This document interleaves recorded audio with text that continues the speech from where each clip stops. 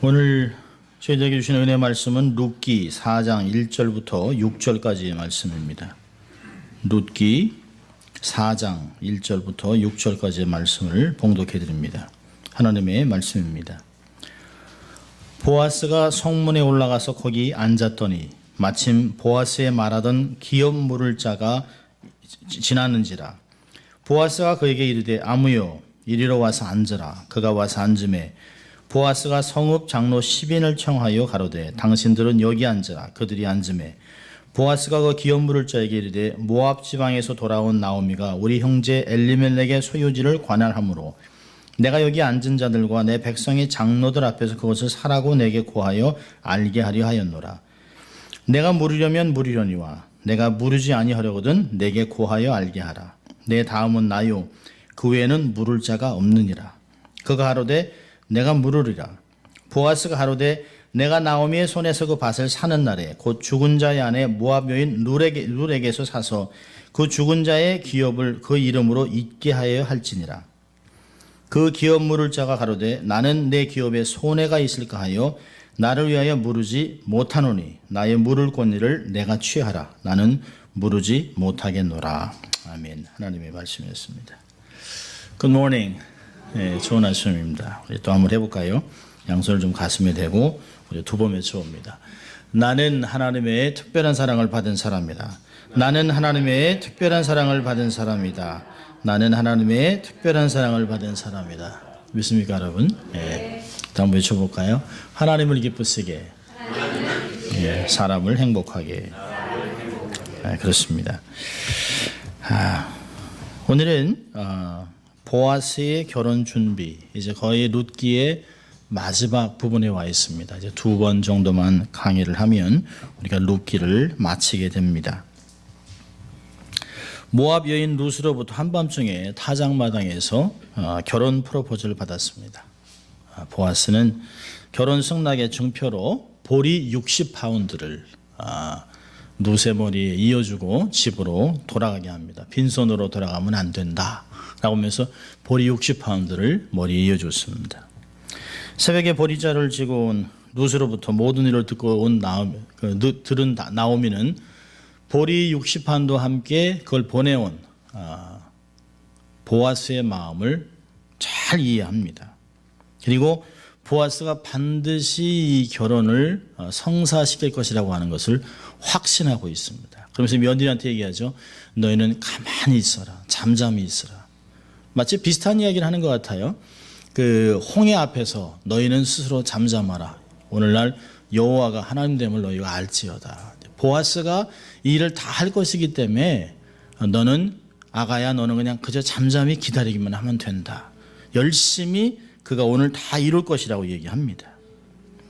역시 현숙한 여인 룻을 집으로 돌려보낸 보아스는 새벽부터 주도권을 잡고 이 일을 성사하기 위해서 분주히 움직입니다. 오늘 보면 1절에 보면 보아스가 성문에 올라갔다라고 얘기하고 있습니다. 여러분 그 제가 주보 안에 이렇게 흑백으로 이렇게 해놓은 게 있어요. 이게 뭔가 제 아내한테도 얘기를 했더니 이게 뭐지? 얘기를 하더라고요. 이게 한국에 일반적으로 이제 그 어떤 성에 들어가려 하면 이게 성루입니다. 성루 들어가면서. 근데 그 위에 보면 이렇게 자리가 있어요. 넓습니다. 그 뒷면을 보면 소돔성 문화 제가 아닙니다. 제 사진이 아니고 보통 그 당시에 사람들이 고대 근동 지방의 사람들의 키가 140cm입니다. 크지 않았어요. 140cm에서 130에서 140입니다. 그러니까 그 성문이라고 해야 높지 않아요. 성루가 높지 않습니다. 더군다나 이제 현재 베들레헴 도시를 보면 아주 경사가 있는 그 언덕백입니다. 그래서 여기 보면 베들레헴의 그 성문으로 올라갔다라고 얘기합니다. 타작마당이 성읍보다 아주 낮은 곳에 있어요. 저희도 가서 봤습니다만은 보아스의 뜰이라고 하는 곳에 보면 이렇게 언덕백이 되어 있고요. 아래에 있습니다. 아주 밑에 있습니다. 그러니까 타작마당이 성읍보다 낮은 곳에 있기 때문에 보아스는 성문 있는 곳으로 올라가서 성문으로 다시 또 올라갑니다. 아주 경사가 심했던 모양입니다.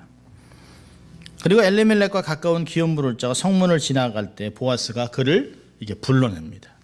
여기 보세요. 오늘 성문이라고 하는 것은 그냥 단순히 문이라고 하는 샤르라고 하는 히브리 단어를 썼습니다만 문이 아니라 그 문루를 얘기하는 거예요. 문루. 여기 이렇게 주변에 보면 이렇게 넓은 곳이 있잖아요. 넓은 곳이 있습니다. 사람들이 모여서 그 안에서 법적인 일도 하고 법정 역할도 하고 증인을 세우기도 하고 또 마을 회관 같은 역사를 합니다. 그래서 지나가면 사람들이 누가 사람이 있구나라고 하는 걸 볼 수 있어요. 여기는 이렇게 그냥 흔히 앉아서 잡담을 하는 것이 아닙니다. 어떤 일이 딱 성사가 되기 위해서는 반드시 자리가 있습니다. 그날도 보면 보아스가 성문에 올라갔을 때 그곳에 앉았다라고 얘기합니다. 이것은 그냥 자리에 앉은 것이 아니죠. 어떤 정해진 곳에 딱 앉으면 사람들이 그걸 보고서 보아스가 어떤 법적인 어떤 공개적인 일을 하려고 하는구나라고 하는 것을 금방 사람들이 알아차렸습니다. 즉각적으로 어떤 법적인 이슈가 일어났기 때문에 공개적인 어떤 면에서는 그 법정을 통해 해결하려고 하는 공식적인 제스처가 딱 취해진 것이에요. 그렇기 때문에 보아스가 그 지점에 앉았을 때 사람들이 보아스가 웬일로 무슨 일을 치르기 위해서 저렇게 저기 앉았을까 하고 사람이 웅성웅성하기 시작했습니다. 또 보아스는 자기 하인들을 통해서 10명의 장로들을 오라고 얘기했습니다. 또 사람들이 동네가 작기 때문에 이 성문이라고 하는 것은 중심입니다. 가장 중요한 장소예요. 사람들이 모이면서 보아스가 왜 저기 앉았지? 무슨 일이지? 지나가는 사람들이 이렇게 모이게 됩니다. 그래서 증인들도 올라가서 앉아서 많은 사람이 그곳에서 있는 것을 성경은 이야기하고 있습니다. 그래서 문제를 제기한 사람이 앉는 장소, 또 어떤 면에서는 그 소위 피고에 해당하는 사람이 앉는 자리, 또 증인들이 앉는 자리들이 마련되어 있습니다. 그러니까 제법 넓은 곳에서 성문 위에서 공개 법정이 열린다는 소문을 들은 베들레헴 사람들이 하나둘씩 몰려들기 시작했습니다. 보아스는 베들레헴의 장로 10명을 모았는데요. 왜 10명일까는 알 수 없습니다만은 세월이 좀 지난 후에 10명이라는 숫자는 유대인 결혼을 축하할 때 남자들이 10명이 축하를 해줍니다. 또 이 시간이 지나고 나서 회당 문화가 왔을 때는 반드시 회당의 정족수가 10명입니다. 남자가 10명이 있어야 회당이 세워질 수 있습니다. 그러니까 보아스가 하고 있는 것을 보면 일련의 법적 수속을 밟고 있는 것이에요. 자기와 같은 기업물을 자를 불러내고 있습니다. 그리고 이 일의 증인이 되어줄 장로들을 앉혔습니다. 그러니까 이 장로들은 어떤 법적인 구실을 하는 것이 아니라 보아스가 하고 있는 일을 증인으로 나와 있는 증인의 역할을 하고 있습니다. 여기 보면 성문에서 이렇게 지키고 있죠. 사람이 지나가고 있으니까 아침부터 일찍 나와 있었을 것이에요. 일찍 와 있으면서 사람이 지나간 것을 보고 있겠죠. 언제 이 사람이 지나갈 것인가 라고 생각하고 있습니다. 근데 성문에서 지키고 있는데 1절 보니까 보아스가 성문에 올라가서 거기 앉았더니 마침 보아스가 말하던 기업 물을 자가 지나갑니다. 여러분 이 마침이라는 단어가 어디서 사용했을까요? 그럼 2장으로 가보세요. 2장 4절입니다.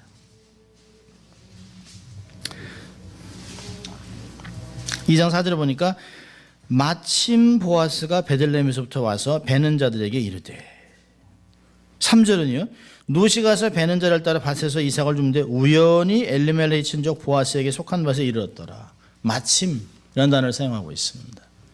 이 마침이라는 건 우연이라는 단어가 아니에요. 마침이라는 것은 보라라고 하는 히네라고 하는 히브리 단어를 쓰고 있습니다. 그러니까 독자도 저자도 많은 사람들도 이제 보아스가 이런 일을 다 준비해놨는데 언제나 기업 물을 자가 올까라고 했는데 마치 이 성경 기록자가 보라라고 얘기합니다. 보라, 우리가 기다리고 있는 그 기업 물을 자가 나타났다라고 얘기하고 있습니다. 이런 보아스가 밭에 나타난 것도 우연이 아니죠. 그런 것 같이 오늘 이 시간도 보아스가 기업 물을 자를 기다리고 있는 순간에 나타난 것은 결코 우연이 아닙니다. 일의 계획과 진행은 보아스가 하지만 결국은 이루시는 것은 다 하나님의 손에 달려 있다는 것이에요. 우리가 가끔 이거 어떻게 오늘 여기서 이런 사람을 만났을까? 어떻게 이런 일이 벌어졌지? 아이고, 여러분 결코 우연은 없습니다. 하나님이 필연적으로 사람들을 만나게 하고 어떤 장소에서 어떤 일을 경험하게 하고 듣게 하고 경험하게 하는 것이에요. 모든 것은 하나님에 달려 있습니다. 사람이 많은 것을 계획한다 할지라도 하나님의 뜻만 이루어질 것이라고 잠언서 16장 우리에게 이야기를 합니다. 이런 보아스가 그를 보자 뭐라고 합니까? 아무여 이리 올라오라 얘기합니다. 한국말 같으면 어이 이렇게 어이 이렇게 아마 아니 자네 이렇게 얘기했겠죠. 근데 많은 학자들은 이 아무여라고 하는 말을 해석을 잘 못합니다. 아마 그 당시에 보아스가 어이라고 부르진 않았을 것이에요. 분명히 아마 사람을 불렀을 거예요. 김씨 아니면 뭐 박가 뭐 송서방 이런 식으로 이렇게 불렀겠죠. 그런데 의도적으로 룻기 저자는 이 사람의 이름을 기록하지 않습니다. 이 아무여라고 하는 단어가 참 재미있는 단어를 썼는데요. 히브리 원문을 보면 플로니 알몬이라는 단어입니다. 근데 플로니 알몬이라고 하는 단어는 아무 뜻도 없어요. 이 단어가 두 군데서 쓰여졌는데요. 사무엘상 21장 2절에는 플로니 알몬이라는 뜻을 이렇게 해석합니다. 여차한 곳. 그러니까 설명이 필요가 없는 것이에요. 어떤 장소를 얘기할 때 여차한 곳, 아니 거기 있잖아요. 그런데 뭐 이런 뜻입니다. 또요. 열왕기하 6장 8절에서도 보면 우리가 아무데 진을 치리라. 장소와 관련되어 있습니다. 그러니까 설명하지 않아도 되는, 설명할 필요가 없는 단어를 쓸 때 플로니 알몬이라는 단어를 씁니다. 여러분 성경에 무대에 잠시 등장했던 룻의 동서 오르바도 이름을 기록했습니다. 근데 기업물을 자, 가장 가까운 기업물을 자 이름을 기록하지 않았다는 것은 상당히 의미 있는 일입니다. 왜 그랬을까요? 이 사람은 그냥 이름 없는 존재로 등장했다 그냥 사라져버렸습니다. 그 이유는 그 사람의 기업물을 자로서 자신의 의무를 감당하지 않았기 때문입니다. 여러분 제가 말씀드렸어요. 그 당시에 베들레헴은 겨우 200명밖에 살지 않는 작은 마을입니다. 한국에서도 200명 사는 마을이면 굉장히 작은 마을입니다. 그러니까 이웃집에 숟가락이 몇 개가 있는지, 누가 손님인지, 어떤 옷을 입고 있는지, 어느 애가 말을 안 듣는지, 누가 어떤 고부간의 갈등인지 다 알고 있습니다. 그 동네 분들 다 알고 있어요. 그런데 이 사람이 모압에서 거짓거리를 하고 돌아온 두 과부의 얘기를 왜 모르겠습니까? 더군다나 그렇게 힘들게 돌아와서 이방 며느리 룻이 이삭 줍기로 나간다는 걸 다 알고 있습니다. 그리고 자기가 기업 물을 자의 첫 번째 1순위라는 것도 자기가 알고 있어요. 아마 나오미와 룻이 돌아온 걸 보고 이 사람이 제일 먼저 뭘 느꼈을까요? 내가 기업을 물을 잔데 이거 나한테 기업 물으라 그러면 어떡하지? 아마 그러면서 서로 눈이 안 맞히자 그런지 몰라요. 아마 저기 쓱 숨었다가 안 보려고 쓱 아마 다른 길로 다녔는지도 몰라요. 양심에 꺼리키는 바도 있지만 기업 물을 자의 의무를 이행하지 않았습니다. 게다가 오늘 덜컥 보아스가 자기를 부르는 거예요. 이날 아침까지 모른 척하고 지나갔습니다. 그 이유가 뭘까요? 성경에 나와 있습니다. 내게 손해가 날까 봐.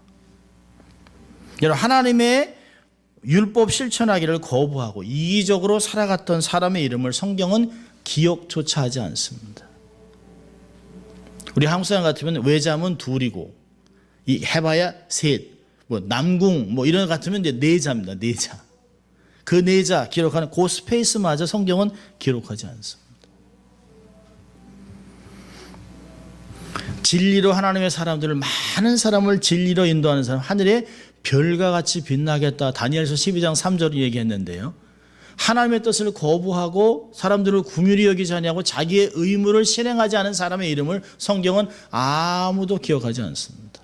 그저 아무요 플로니 알모니 그냥 이야기하지 않아도 되는 그런 사람으로 그냥 성경은 끝나고 있습니다. 여러분, 우리도 하나님의 말씀을 거부하고 주위의 사람들의 눈물을 닦아주지 아니하고 특별히 우리의 친족들을 돌보지 않는다면 우리도 인생이 기억되지 않는 인생으로 나락으로 떨어질 수 있습니다. 성경에서는 아무여 이리 올라오라고 그랬습니다. 그리고 보아스는 조심스럽게 올라온 사람에게 이야기를 합니다. 자신보다 가까운 친족인 무명의 사람을 불러 자리에 앉게 하고요. 여기 보니까 여기 와서 앉으라 라고 얘기했습니다. 앉으라는 건 명령형입니다. 공식적인 걸 얘기하는 것이에요. 여기 와서 앉아 이 얘기가 아닙니다. 이 자리에 앉아라고 얘기하는 것이에요. 공적인 화합을 위한 것이라는 것을 이미 금방 알았습니다. 아마 이 이름 없는 무명의 기업 물을 자도 자기를 왜 불렀는지 이 말 안 해도 아는 거예요.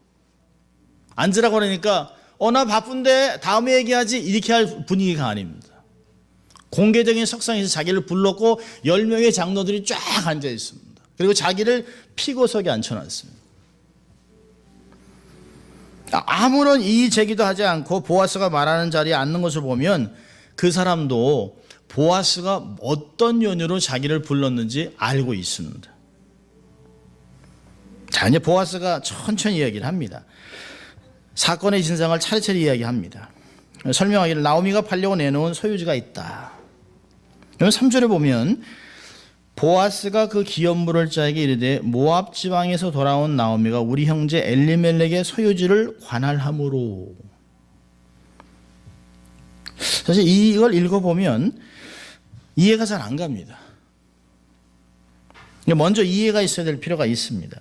엘리멜렉의 소유지, 나오미가 엘리멜렉의 땅을 소유하고 있다면 이삭을 주우러 나갈 필요가 없어요. 그렇게 가난하지 않습니다.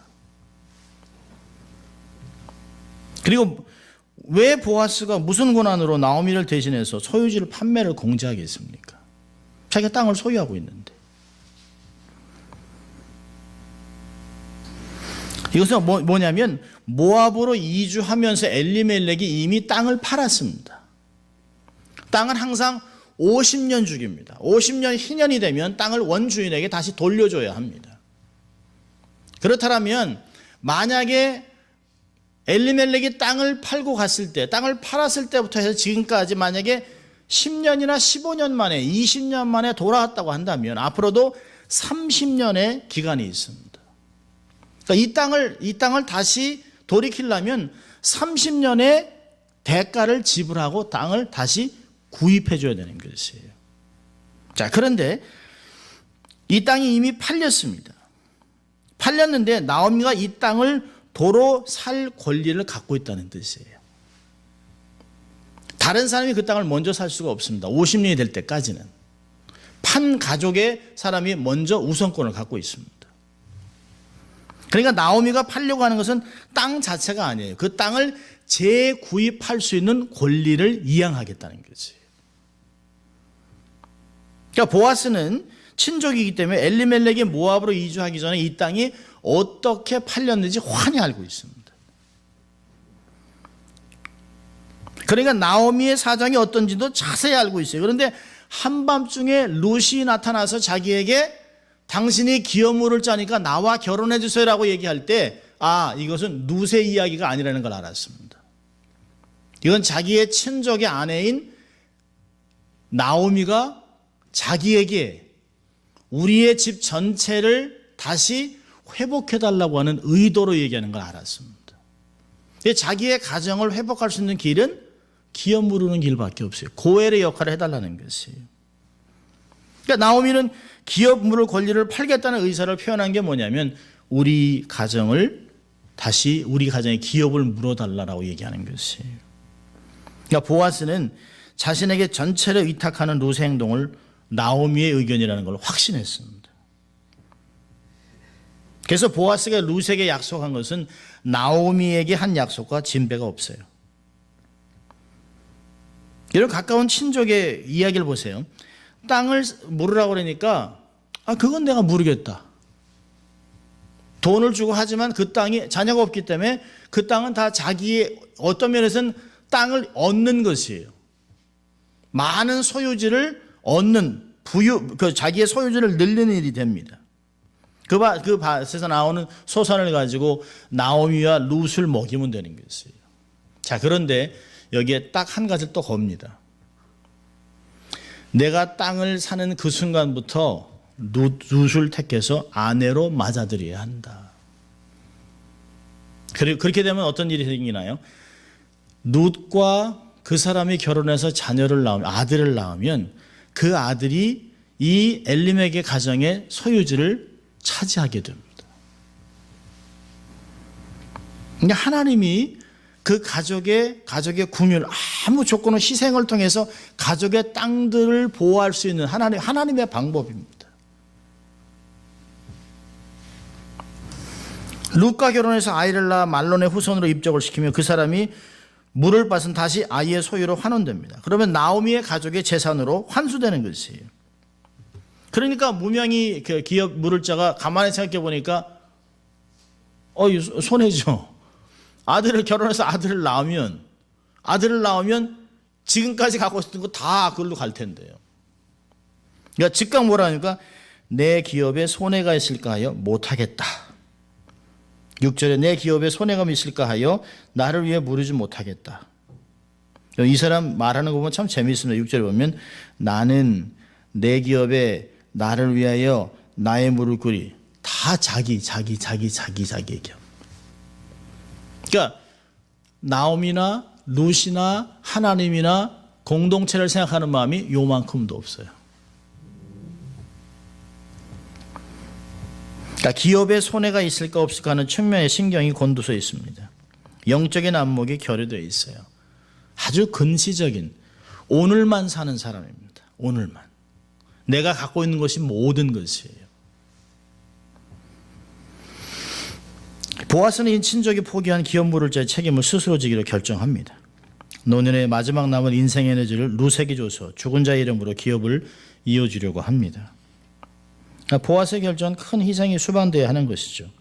자, 오늘 이제 질문해 보는 것이 왜 나오미는 기업 물을 자를 1순위인 이 사람에게 기업 물어달라고 얘기하지 아니하고 보아스를 택했을까요? 보아스가 누굽니까? 그럼 21절 보세요. 21절 보면 살몬은 보아스를 낳았고, 그러니까 보아스의 아버지는 살몬이에요. 그럼 살몬의 아내는 누굽니까? 마태복음 1장 5절을 보면 살몬이 누구를 통해서 보아스를 낳아요? 라합을 통해서 낳습니다. 라합이 누굽니까? 여리고에 있는 창기 라합입니다. 그렇다면 보아스는 이방 혈통을 갖고 있는 혼혈인입니다. 보아스는 어려서부터 아버지와 어머니가 국적이 달라요. 아마 살몬도 대단한 사람이죠. 창기를 자기의 아내로 삼아 유대 공동체로 데리고 와서 결혼해서 살아갑니다. 유대 공동체는 혈연지관이 아니에요. 이스라엘로 언약으로 들어온 사람입니다. 그러나 그 사람의 과거에 대해서는 모든 사람이 다 알고 있습니다. 얼굴만 탁 보면 유대 사람이 아닌데 라고 하는 것을 알 수 있는 그런 사람입니다. 그러니까 어려서부터 보아스는 혼혈인으로 자랐습니다. 여러분, 우리 한국에서 한국 사람이 얼마나 인종차별을 많이 합니까? 한국에도 저도 자랄 때면 저희 동네에 한 2명이 있었습니다. 하나는 아버지가 백인, 근데 누군지 모르죠. 미국에 갔으니까. 하나는 아버지가 흑인. 근데요, 훨씬 더 못 살게 굽니다. 아버지가 흑인이었던 아이. 결국은 공부도 포기하고 그냥 공장에서 일을 하고 얼마나 어렵게 사는지 몰라요. 나중에 자기 아버지가 자기를 찾아왔어요. 흑인의 아버지가. 조지아에서. 결국은 이민을 가게 되는데요. 그때 서러웠던 눈물을 막 흘려가던 것들을 기억합니다. 그러니까 자기의 친아버지를 만났는데 대화가 안 돼요. 통역관이 없이는 대화가 안 돼요. 슬픈 이야기죠. 아마 유대 나라에서는 그렇게 정도까지는 하지 않았겠습니다만은 그 안에서도 사회적인 어려움을 왜 안 겪었겠습니까? 아마 뒤에서 수군거린 얘기도 들었겠죠. 창기의 아들이야. 여리고성에 살던 창녀 아들이야. 여러분, 고난을 당해본 사람들이 다른 사람의 고난을 더 잘 배려합니다. 여러분, 젊은 모압 여인 룻을 봤을 때 보아스는 누굴 봤을까요? 자기 어머니의 젊은 시절을 본 거예요. 보아스는 여리고 창기 출신이었던 어머니 때문인지 노년에 이르도록 결혼을 하지 않았습니다. 유력한 사람인데 자기가 결혼하려고 하면 얼마든지 했겠죠. 얼마 전에 봤던 다큐멘터리인데요.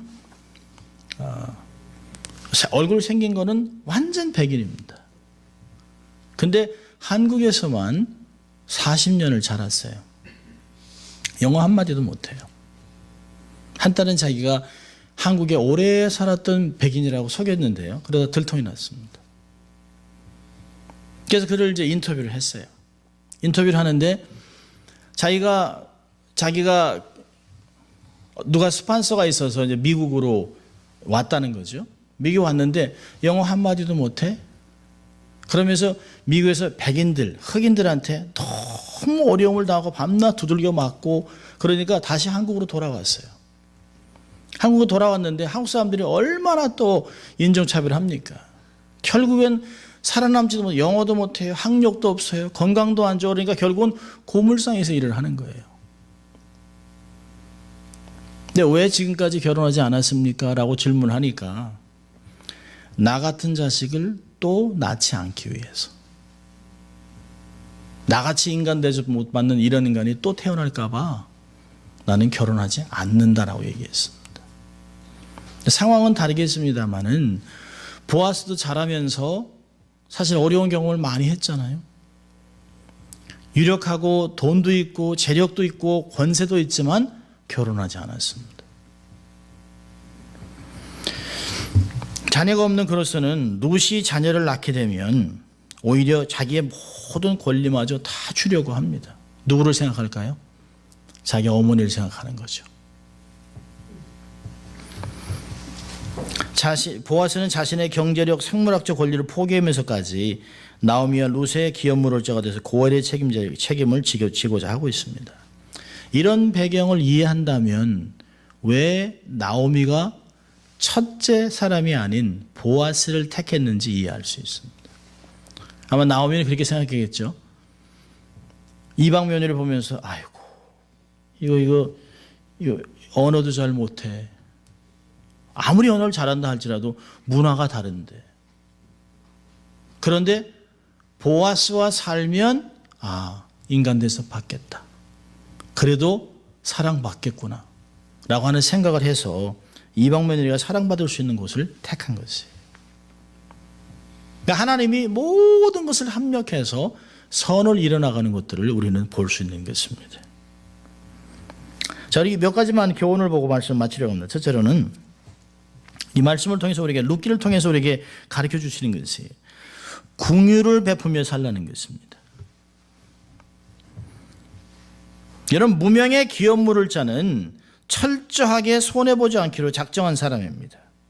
나오미와 룻의 고통과 한숨에 대해서는, 눈물에 대해서는 전혀 마음이 없습니다.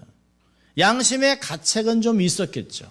그러나 모른 척하고 지나갔습니다. 하나님의 율법을 이행하는 것도 무시했습니다. 성경은 이런 사람의 이름을 기억하지 않습니다. 우리에게 하나님이 주신 자원을 갖고 가족을 돌보고 이웃을 돌보는데 사용해야 합니다. 디모데전서 5장 8절은 이렇게 얘기합니다. 누구든지 자기 친족, 특히 자기 가족을 돌아보지 아니하면 믿음을 배반한 자여 불신자보다 더 악한 자니라.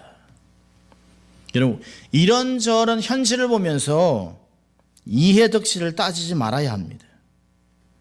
가족과 이웃을 돌보는 긍휼한 마음은 이해득실과 상관이 없어요.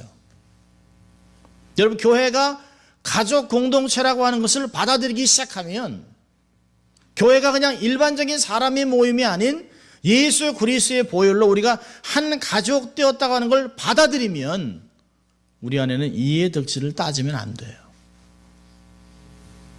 한 사람이 아프면 다 아픈 것이에요. 손가락이 아프면 온몸이 다 아픈 것이에요. 그게 하나님이 만들어 놓은 교회 공동체입니다. 사람을 살리는 마음이 필요해요. 사람이 먼저입니다. 보상을 기대하지 않는 희생을 감당해야 되는 것이에요.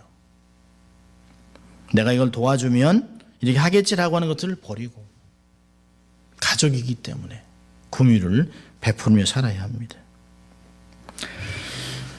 두 번째로는 매사에 지혜롭게 행해야 합니다. 그럼 보아스를 보면 이를 공개적으로 법적으로 리더들과 많은 증인들 앞에서 깨끗한 양심으로 처리하고 있습니다. 철저하게 준비하고 명확하게 의사를 전달했어요. 특히 당사자인 무명의 친족의 마음을 상하지 않게 했습니다. 아마 이렇게 얘기할 수 있었겠죠. 아니, 당신이 기업 물을 자가 돼서 우리의 친족 안에 우리의 친족인 나오미와 룻이 이렇게 비참하게 살아가는 걸 놔도 됩니까? 당신 이래도 됩니까? 틀린 말은 하나도 아닙니다. 강압적으로 얘기할 수도 있어요. 근데 여러분, 진리는 흑백을 가르는 칼과 같습니다. 진리가 배려와 사랑이라는 것에 포장되지 않으면 그 진리는 사람을 찌를 수 있습니다. 아무리 좋은 진리, 믿음의 말이라 해도 포장을 잘해야 합니다. 진리와 믿음은 사랑으로 포장해야 표장해서 표현해야 듣는 사람이 상하지 않습니다. 세 번째로는요, 현실을 믿음으로 받아들여야 합니다.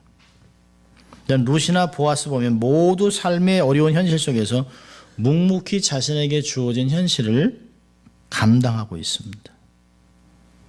이런 룻이나 보아스나 한 번도 자기의 환경에 대해서 탓하거나 원망하는 게 없어요. 나오미는 원망했죠. 하나님이 나를 쳐서 넉넉하게 나갔다 빈손으로 돌아오겠다. 나는 더 이상 나오미가 아니다. 말하라 불러라. 이렇게 막 나오미는 자기 일을 막 이렇게 원망했습니다. 하나님 막 탓했습니다. 근데 보아스도 룻도 누구도 원망하지 않았습니다. 사실 원망하려면 얼마든지 원망할 수 있겠죠. 여러분, 보아스도 사실은 우리 한국 땅에 살아가는 수많은 혼혈인들, 그들과 같이 정말 마약 중독자도 있고 정말 인생에서 나락을 떨어진 바닥 인생을 살아가는 수많은 사람들이 있습니다. 원망하고 낙심하고 좌절하고 탓하고 부모를 저주하고 그렇게 살아갈 수도 있었겠죠. 그러나 그는 그렇게 하지 않았습니다. 최선을 다하고 묵묵히 고통을 견뎌내가면서 그 땅에 유력한 탁월한 인생이 됐습니다. 룻은 어떻습니까? 과부된 어머니를 쫓아와서 낯설고 물선 곳에 와서 어머니를 공양하면서 얼마나 어려웠겠어요. 사람들이 지나가면서 이렇게 쳐다볼 때마다 느낌이 어떻겠습니까? 사람이 보면서 이렇게 했겠어요? 이렇게 아래로 훑었겠죠. 이렇게.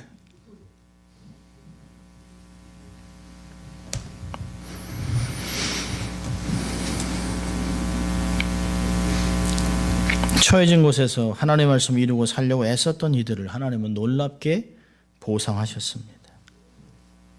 다윗의 조상이라고 하는 놀라운 신분으로 바꿔놓으셨어요. 신분 상승을 위해서 돈과 명예를 탐하지 마십시오. 하나님의 말씀을 붙들고 살면 마음에 품고 있는 고통이, 아픔이 진주로 바뀌는 시간이 됩니다.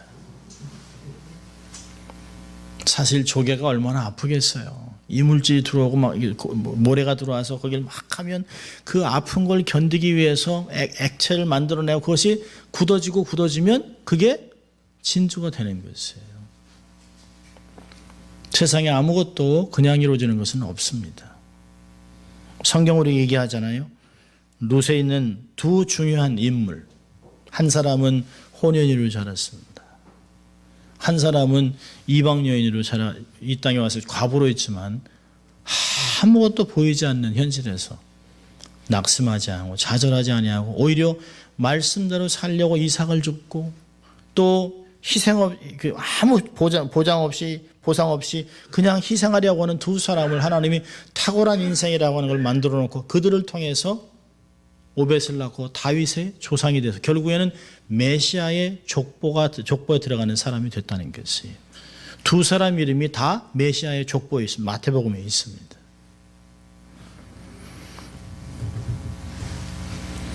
여러분이 지금 당하는 아픔은 나중에 진주가 돼서 다른 사람들을 세우는 역할을 할 것이에요. 지금 내가 끝이 안 보여. 너무 힘들어. 낙심되는 상황이 온다 할지라도 처해 있을지라도 잘 견디세요. 그것이 여러분 삶 안에서 믿음으로 잘 포장을 하면 그것이 다른 사람들을 품을 수 있는 그런 놀라운 인생이 될 수 있다고 하는 것입니다. 저도 아프고 나니까 아픈 사람들을 위로할 때 옛날하고는 달라요. 생사를 왔다 갔다 몇 번 해봤기 때문에 아픈 사람들을 위로할 때 그들을 위로하는 더 말을 하지 않아도 제 마음에 이렇게 느끼는 것이 있습니다. 그렇게 겪지 않았다면 아픈 사람들의 마음을 모르겠죠. 응급실에 수도 없이 들어가면서 생사를 왔다 갔다 하고 과거의 30% 기억을 잊어버리고 이런 경험이 있었기 때문에 사람들을 이해할 수 있어요. 그 당시에는 하나님 제가 뭘 잘못했길래 목회한 것밖에 없는데. 그런데 지나고 나니까 그게 사는 사람들 동병상련이라고 하는 이해할 수 있는 마음들이 생긴 것입니다. 시간이 안 지나갈 것 같죠? 지금 이 어려움이 막 안 지나갈 것 같죠? 근데 지나갑니다. 그리고 결국에는 그래서 하나님 그래서 하셨구나. 그런 것들을 고백하는 간증하는 시간들이 올 것입니다. 모두가 다 보아스 같은 또 룻 같은 인생을 살아가는 여러분 될 수 있길 주의 이름으로 축원합니다. 기도하겠습니다. 하나님 아버지 감사합니다. 오늘 하나님 저희들을 예배로 초청하시고 말씀을 듣게 하시고 정말 하나님 보아스와 룻의 삶을 통해 우리가 어떤 인생을 살아갈 것인가를 저희들에게 권면하시고 도전하신 주님 감사합니다.